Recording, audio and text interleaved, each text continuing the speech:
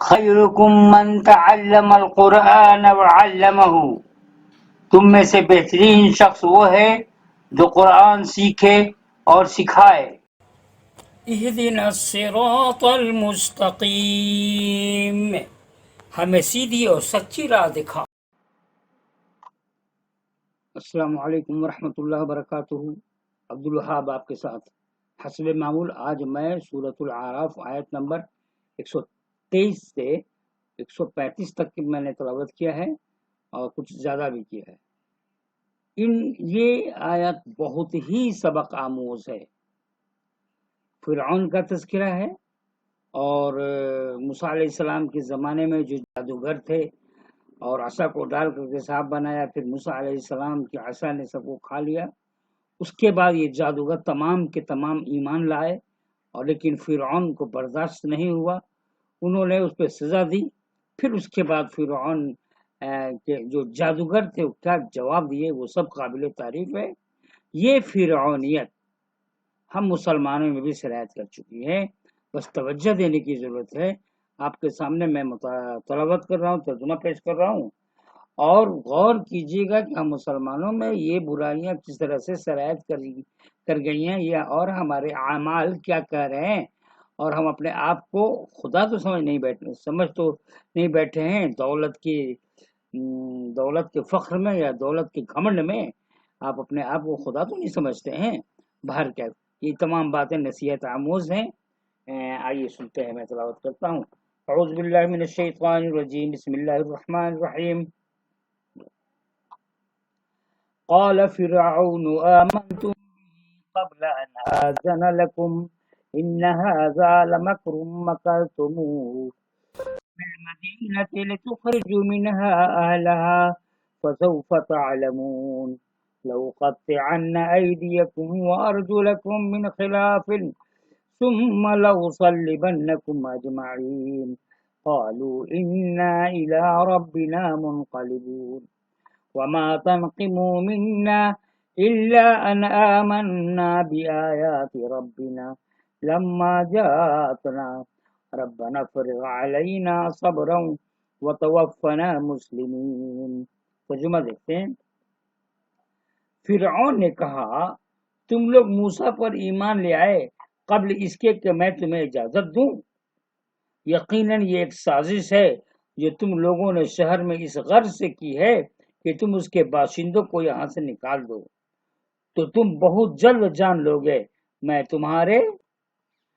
تمہارے ہاتھ اور پاؤں مخالف سمتوں سے کاٹوں گا، پھر تم سب کو سولی پر چڑھا دوں گا۔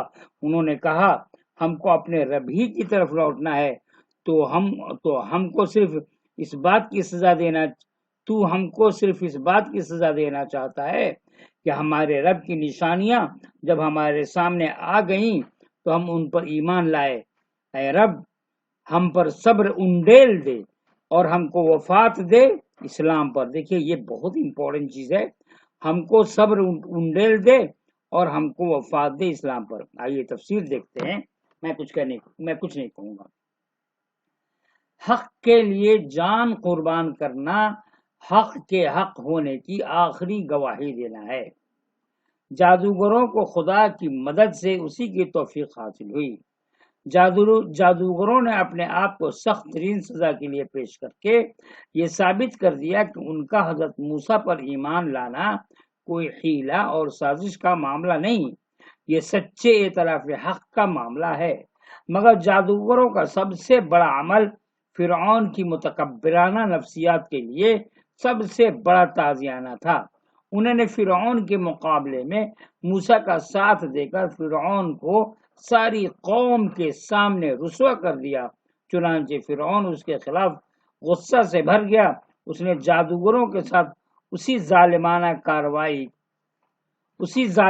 کارروائی کا فیصلہ کیا جو ہر وہ متکبر شخص سے کرتا ہے جس کو زمین پر کسی قسم کی اختیار حاصل ہو جائے۔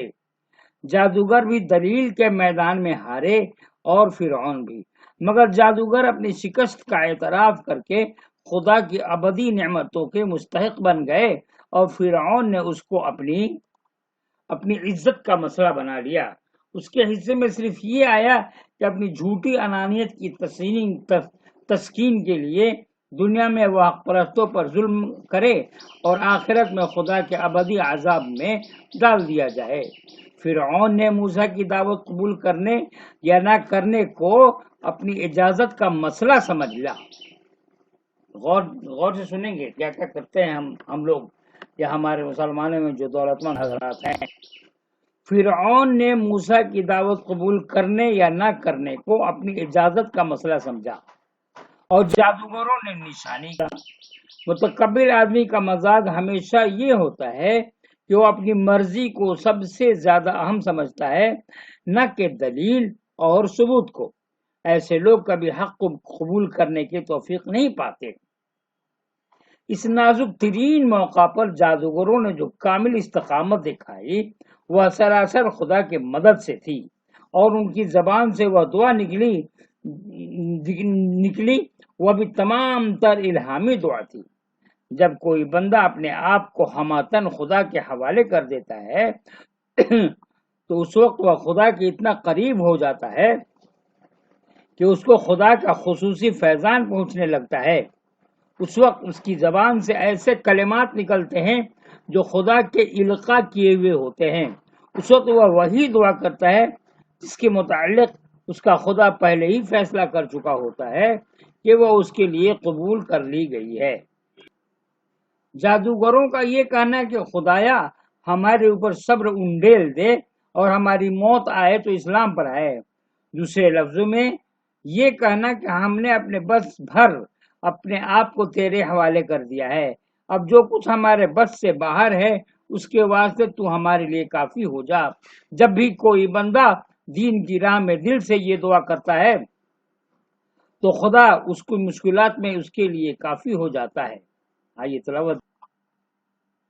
وقال الملأ من قوم فرعون أتذر موسى وقومه ليفسدوا في الأرض ويذرك وآلهتك قال سنقتل أبناءهم ونستحيي نساءهم وإنا فوقهم قاهرون قال موسى لقومه استعينوا بالله واصبروا إن الأرض لله يورثها من يشاء من عباده والعاقبة للمتقين قالوا أوذينا من قبل أن تأتينا ومن بعد ما جئتنا قال عسى ربكم أن يهلك عدوكم ويستخلفكم في الأرض فینظر کیف تعملون۔ ترجمہ۔ قوم فرعون کے سرداروں نے کہا کیا تو موسیٰ اور اس کی قوم کو چھوڑ دے گا کہ وہ ملک میں فساد پھیلائیں؟ دیکھیے ترجمہ پھر سے کہیے۔ قوم فرعون کے سرداروں نے کہا تو موسیٰ اور اس کی قوم کو چھوڑ دے گا کہ وہ ملک میں فساد پھیلائیں اور تجھ کو اور تیرے معبودوں کو چھوڑ دیں۔ فرعون نے کہا کہ ہم ان کے بیٹوں کو قتل کریں گے اور ان کی عورتوں کو زندہ رکھیں گے اور ہم ان پر پوری طرح قادر ہیں۔ موسیٰ نے اپنی قوم سے کہا کہ اللہ سے مدد چاہو اور صبر کرو۔ زمین اللہ کی ہے، وہ اپنے بندوں میں سے جس کو چاہتا ہے اس کا وارث بنا دیتا ہے، اور آخری کامیابی اللہ سے ڈرنے والوں ہی کے لیے ہے۔ موسیٰ کی قوم نے کہا ہم تمہارے آنے سے پہلے بھی ستائے گئے اور تمہارے آنے کے بعد بھی۔ موسیٰ نے کہا قریب ہے کہ تمہارا رب تمہارے دشمن کو ہلاک کر دے اور بجائے ان کے تم کو اس سرزمین کا مالک بنا دے، پھر دیکھے کہ تم کیسا عمل کرتے ہو۔ تفسیر دیکھتے ہیں۔ بنی اسرائیل نے اپنے پیغمبر کے سامنے جو مسئلہ پیش کیا وہ حکومت کا پیدا کیا ہوا تھا، مگر پیغمبر نے اس کا جو حل بتایا وہ یہ تھا کہ اللہ کی طرف رجوع کرو۔ اس سے اندازہ ہوتا ہے کہ قومی مسائل کے بارے میں دنیا دار لیڈروں کے سوچنے کے انداز اور پیغمبر کے سوچنے کے انداز میں کیا فرق ہے۔ پھر سے اس سے اندازہ ہوتا ہے کہ قومی مسائل کے بارے میں دنیا دار لیڈروں کے سوچنے کے انداز اور پیغمبر کے سوچنے کے انداز میں کیا فرق ہے۔ دنیا دار لیڈر اس قسم کے مسئلے کا حل حکومت کی سطح پر تلاش کرتا ہے، خواہ وہ حکومت سے مصالحت کی صورت میں ہو یا حکومت سے تصادم کی صورت میں، مگر پیغمبر نے جو حل بتایا وہ یہ تھا کہ جو کچھ ہو رہا ہو اس کو برداشت کرتے ہوئے خدا سے مدد کے طالب بنو، حکومت کی طرف سے بے نیاز ہو کر خدا کی طرف رجوع کرو۔ پھر پیغمبر نے یہ بھی بتا دیا کہ وہ عام قومی ذوق کے خلاف جو حل پیش کر رہا ہے وہ کیوں پیش کر رہا ہے۔ اس کی وجہ یہ ہے کہ یہ مسائل اگرچہ بظاہر اقتدار کی طرف سے پیش آ رہے ہیں اور بظاہر اقتدار ہی کے ذریعے ان کا حل بھی نکلے گا، مگر خود اقتدار کیسے کسی کو ملتا ہے؟ وہ محض اپنی تدبیروں سے کسی کو نہیں مل جاتا، بلکہ براہ راست خدا کی طرف سے کسی کو دیے جانے کا فیصلہ ہوتا ہے اور کسی سے چھینے جانے کا۔ جب اقتدار کا تعلق خدا سے ہے تو مسئلہ کے حل کی جڑ بھی یقیناً خدا ہی کے پاس ہو سکتی ہے۔ پھر یہ کہ یہ اقتدار جس کو بھی دیا جائے وہ حقیقتاً اس کے حق میں آزمائش ہوتا ہے۔ اس دنیا میں بے طاقتی بھی آزمائش ہے اور طاقتور ہونا بھی آزمائش۔ آج جس کے پاس اقتدار ہے اس کے پاس بھی اسی لیے ہے کہ اس کو آزمایا جائے کہ وہ ظالم اور متکبر بنتا ہے یا انصاف اور تواضع کی روش اختیار کرتا ہے۔ اس کے بعد جب اقتدار کا فیصلہ تمہارے حق میں کیا جائے گا اس وقت بھی اس کا مقصد تم کو جانچنا ہی ہوگا، جس طرح ایک گروہ کی نااہلی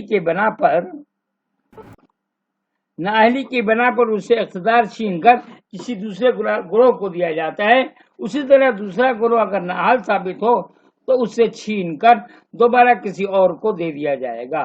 خوشحالی اور اقتدار جس طرح آدمی کو دنیا میں چاہتا ہے وہ حقیقت میں آخرت میں ملنے والی چیز ہے، کیونکہ دنیا میں یہ چیزیں بطور آزمائش ملتی ہیں اور آخرت میں وہ بطور انعام خدا کے صالح بندوں کو دی جاتی ہے۔ تو دوستو آج میں آپ کے سامنے یہیں تک پیش کر رہا ہوں، کل انشاءاللہ تعالی دوسری مجلس میں وَلَقَدْ أَخَذْنَا سے بات کروں گا۔ بات بہت اہم ہے، اس پہ غور کرنے کی ضرورت ہے۔ انسان کو اپنے اندر سے گھمنڈ، تکبر، فخر چھوڑ دینا چاہیے اور صحیح راستے پہ چلنا چاہیے، اور جو اسلام کا تقاضا ہے اس پہ عمل کرتے رہنا چاہیے۔ دعاؤں کی درخواست ہے، دعا کیجئے کہ میں مکمل طور سے قرآن آپ کے سامنے پیش کر دوں۔ السلام علیکم۔